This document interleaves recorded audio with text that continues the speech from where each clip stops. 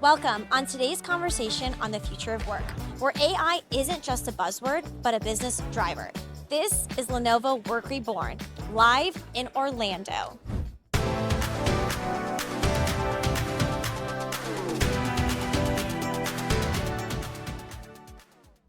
Hi, welcome to the Lenovo Work Reborn podcast. My name is Rita. I'm your host, and today I'm joined by Patricia. Patricia, do you mind introducing yourself, who you are and what you do? You're back a second time on the podcast, but maybe people don't know. Exciting. Thank you for having me. Patricia Wilkey. I am the Senior Vice President of our services organization for Lenovo. Fantastic. Well, Patricia, you've just come back from an amazing boardroom session. We're talking about AI-nomics. Tell me where this phrase has come from. What's the idea behind it? Sure. So part of any project or plan and strategy is understanding what's the value that you're getting out of it. And so at Lenovo, we've done a lot of studies with CIOs. And if you think of economics, it's back to what is the financial impact? What's the business outcome that you're achieving? How are you looking at productivity? So all of this we wrap together and we call it AI-nomics because it's the economics of the AI direction and what you need to do and how do you pick where you should invest, where should you expect those improvements, and how do you take from something that maybe started as an experiment and bring that out to a real production environment. It is a really important conversation because, as the name insinuates, it's an entire ecosystem of decisions. There have been data and research results from our Work Reborn study around how AI doesn't just impact the work itself, but it impacts various factors like sustainability, employee experience, cybersecurity. And I think it can be overwhelming for a CIO leader to understand exactly where do we even begin. So if you're coming back from this session, if you're, having this conversation, how do you start the conversation? Because it's like there's so much, right? Exactly. And so when I sat down with these CIOs and some CXOs, in it was back to some had already started these ideas and started to look at a proof of concept, or as I always say, a proof of value. How do you get the value out of it? But then what started to come back in is, do I take that into a work situation from an employee perspective? Is it something that runs in the back office of my environment? Is it something completely new that I haven't even thought of that I can bring forward? So it's looking at all of those different aspects. But one underlying theme was, is it secure? Right. How do I protect my ideas? How do I protect my intellectual capital that I've already invested or created my company around? And now how do I take it to the next step? Are these models learning from me and from my IP? Right. Do I take what I've already had in maybe a public cloud environment? But this is so critical. How do I work around that? So security in each discussion is a strong theme that brings forward even beyond the financial impact sometime, Right. because these brands are where they're investing, right? It's their livelihood, and they don't want to have the risk of something happening to their brand around this new agentic platform or ideas that are out there around AI. It is the baseline foundational point for a leader to decide whether or not to continue the exploratory process of implementing AI into their business, right? But the other thing that I think is fascinating is, as a result of that focus, other roles might be emerging from what we're learning from the Work Reborn report that have to do with that, like AI, QA analyst, or I don't know, what roles are we maybe seeing in the next 3 to 5 years as a result of this concern? So I think the first piece comes back to business processes that the organization has today. So is there something that you're going to do differently today than versus what you're going to do tomorrow? And this starts to come back into the human element of it, right? What are you impacting? Is there a role today that can be automated? And maybe we've seen this in manufacturing, probably the first steps, but back into every process. One CIO that I met with was, how does he close a deal quicker? And is there a way that I have the right information at my fingertips that is in the hands of that seller who is face to face with their customer? Do they have all of the profile and data at their fingertips to make that decision? Now, another customer in the retail industry was, okay, I have my wonderful call center that is there to capture, to improve resolution time on an issue, but how do I even avoid having it become an issue to begin with? And so that's how it's now. How do you look at these AI models that can make an impact, almost sense Mhm. what's happening? But the challenge is, how quick are these models learning Right. to make those right decisions for that business? Right. In the report that we have been reviewing and discussing on the podcast, many of the leaders say that they feel proactive in their cybersecurity approaches, but not so much predictive with the AI, right? And it does create some concern because it's like, is it going to do my job for me? Like, what will the IT roles shape into and look like as a result of implementing this? Yeah, and I think you bring up a good point. It's back to how much of that AI is adopted in every day. And you see different workforce that are embracing and others are concerned.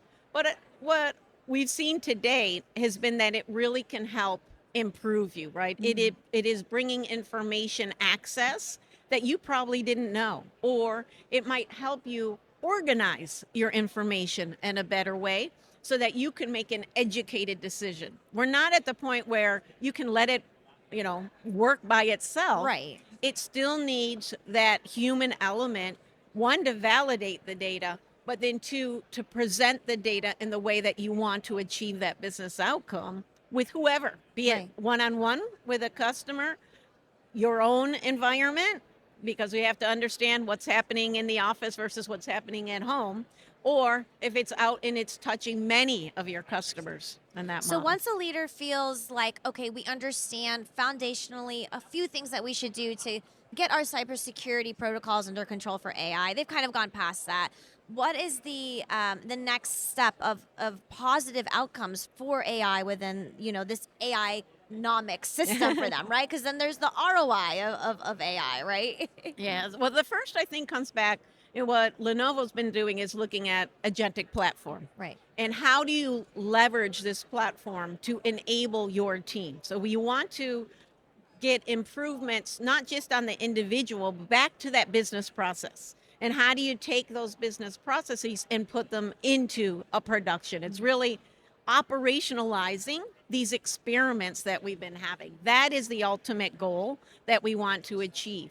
But in that, it is coming back, do I have an organized play to do this? Because we don't want to stop creativity from all of it, be it our application owners, our production teams, even our service desk agents. You want them to take that knowledge, but you also want it to be in an organized way, Right. especially for the CIO or the CISO of an organization. They want to capture that creativity, but make sure it's monitored and measured in what the business aspect is at that organization. So having agentic platforms that are in a process model can help you achieve that. It can help you get the creativity in the hands of, be it your artists or your software designers, but it's in a way that is manageable for the organization. And in this way, if you're successful, the CIO can be successful. And that's what they want to show, right? They want to make sure that the business, their internal customer, Yes. is just as happy as their external customer. Well, that's a huge talking point is the benefit of how AI can improve the employee experience. Yeah. And that's kind of like something that maybe when you're first looking into adopting AI into your organization may not be the first thought that comes to mind. How are we doing that with our clients? How are we improving employee experience through our AI-nomics system that we're implementing? Yeah.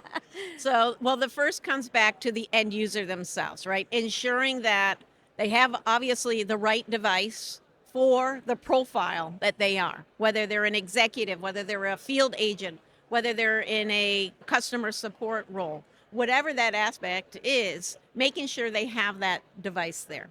The next piece is, how do you support them in that experience? And so we want to make sure that, again, they are getting access to information, or if there is an issue, we have the right insights on how that end user interacts so that we can help them quickly solve whatever challenge, wherever they are, that we can solve them, whether it's at home, in the office, or out in the field, or at a customer site.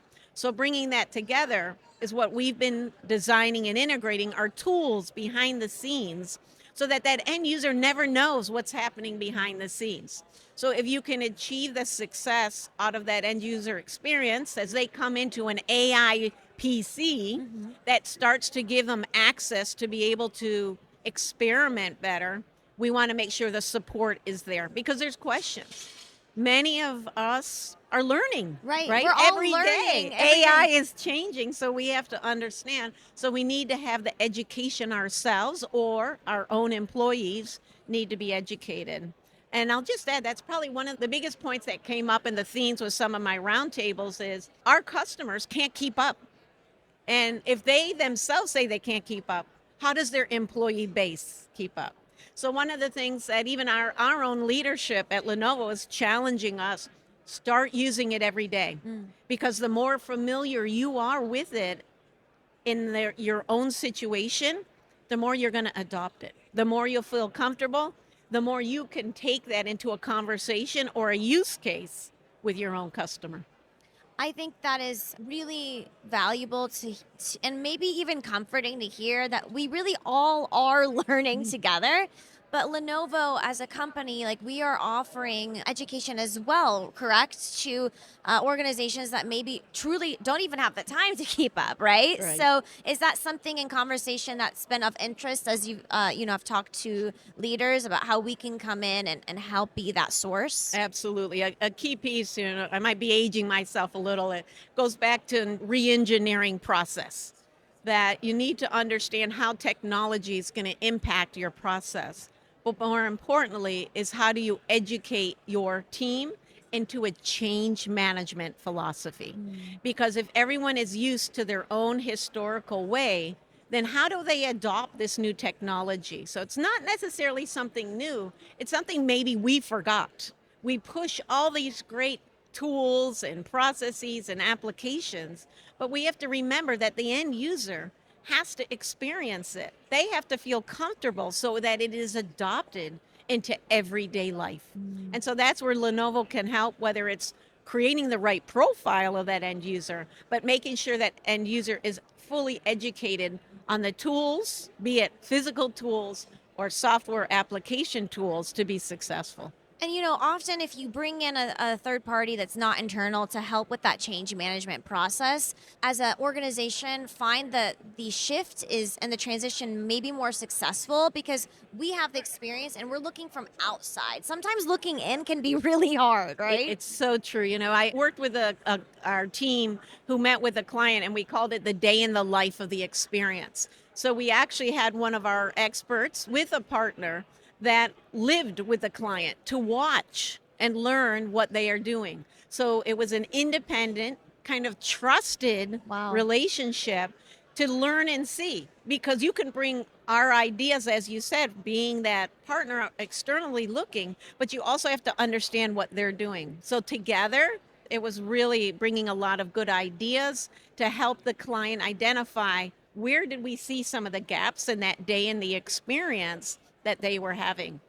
Yeah, because I think at the end of the day, it's not just about AI readiness. It's about AI successful likeness. I know that's not a real word, but like what I'm trying to say is like we could be ready and understand like, oh, AI is here, but what are we doing to really personalize that experience? Hyper personalization came up multiple times in our Work Reborn report. And I don't know if every leader even understands the concept of what that really is and the impact of that. Once you've gone through understanding that the AI will be properly set up and secure, we have change management in place. What is the fruit of that labor as maybe hyper personalization and productivity being a result of that? Yeah, it's so key. One of the benefits of being at Lenovo is continuous learning, and so I'm in a leadership training program, and part of our homework was to interview Gen Z, and it's been wonderful. I've learned so much in it, and what I've seen is that each of the young generation that I've met with has a different experience. And it comes back to what they've learned at school, what they might be doing in an internship, and now some of them are entering into a job, really into a professional next step in their careers. And in that, it is very evident that they all learn differently. Right. Many times, one young man said, well, I'm using this device because it was my father's old one. And when I hit 13, I got the hand me down device. And I'm like, well, that's great. So have you learned at others? Like, no, it's what I knew. So I stayed with what I knew. And he says, but now I'm entering the job world and it's all type of technology that I'm not familiar with. So part of what he said he learned was, as AI comes out, how do I use it? And how do I use it in whatever use case or device I'm using? So it is so true that you have to understand, whether it's one individual or many, how do you help them adopt that? How do you help them learn? But how do you incent them at the same time to be open and experiment? And that's another piece I think we have to look at, is not be so closed to our own ideas, but get out there, put a little trust maybe in somebody else, and start experimenting more. That is interesting to hear. Also for leadership as well, to understand that Gen Z is entering the workforce, and having these systems and processes in place is one thing, but also educating the employees that they're just doing this for the first time is so crucial. And you know what? It's what I think a benefit is, it's not one generation. Right. All of us are at learning. the same time are having to learn and stay out Yes. and stay with it. Yes. You can't keep up. Every week there's something new from an AI perspective. So how do we ring that in? Because as a business leader, I got to make sure there's that value prop. Right. I got to make sure there's the ROI. I have to make sure, right, financially I'm investing in the right areas. And maybe I'm not, but I'm going to adjust Yes. accordingly. And that's where I think there's no one leader or one way that you can say it works. You have to adjust to what does your business need. I think this is a perfect analogy to the FIFA partnership that we have, because in sports, you have to be adaptable. You have to be resilient. You have to be open to change and scaling. And if you lose one game, it doesn't mean you give up and you stop playing the game. It means you keep going, right? So Right. how do you coach and have you coached leaders on, getting through the hiccups of these processes and being resilient into that change? So back kind of to the roundtables, because in those CIO roundtables, we're all learning from each other. Right. And some of the aspects were start small, get that success, but have an end goal, right, that you really want to bring. So we look at those different aspects and everyone shares, this is what worked and this is what didn't work. Close collaboration with your security leaders has got to be there from day one, because you can have the most incredible idea, but if you haven't looked at the risks and assessing those risks in your business case, you might get to such a point where you might be stopped by your organization. One of the other ones was around legality. What can I do? How do I protect my IP as my own company? But how do I check if I'm interacting with my customers' intellectual capital? So how do you do those? So there's different ways that we are learning. And I think what's interesting, especially being at some of these events, is that everyone is trying to learn. Everyone's learning what is working, what isn't, and how do you adjust on your path to try to get to that business outcome. What piece of advice would you give to a CIO or C-suite leader who's listening to this and is feeling like, this is something we want to do and we understand the value of it, but we're not so sure yet? Like, what encouragement could you give to close out this conversation to that individual? Well, the first, as we said earlier, is it's not one answer. Correct. And that everybody doesn't have that answer. So start small, but make sure that it is something that you see a goal that you can quickly validate. So as you might know, Lenovo, we do something called the fast start. And so you want to get out there as fast as you can, but if it doesn't make sense, stop it as quickly as you can. So go ahead and kind of back to that experiment and validation, get to that point. But also as you're coming with your ideas or your projects, build them carefully. I say build, put that framework together so that if you were going to move forward, you want to be able to allocate it and you want to put it into a production state that can scale. So think of those scale points. But I think the biggest, last piece I'll say is don't be afraid to fail on these small projects. There's not one answer. Get that use case, validate that use case, and continue to get the business behind you to go roll it out. Well, this has been a fantastic interview. I'm so grateful to have had Thank this you. opportunity with you, It's great. Patricia. If anyone is interested in learning more about the Work Reborn report, make sure you download it via the link in the description or scan the QR code on the screen, and we'll catch you on the next one. That's a wrap. Thank you. Great. Thanks. Thanks for joining us live in Orlando for this amazing episode of Work Reborn. I've been your host, Rita Risha, and it's been a pleasure to bring you insightful conversations from around the world, especially at this event, on how we are bringing new life to the modern workplace. If you enjoyed this episode and you want to stay tuned on more ways that we are doing just that, make sure to like, follow, and subscribe our channel, and download a copy of the Work Reborn report today. Lenovo.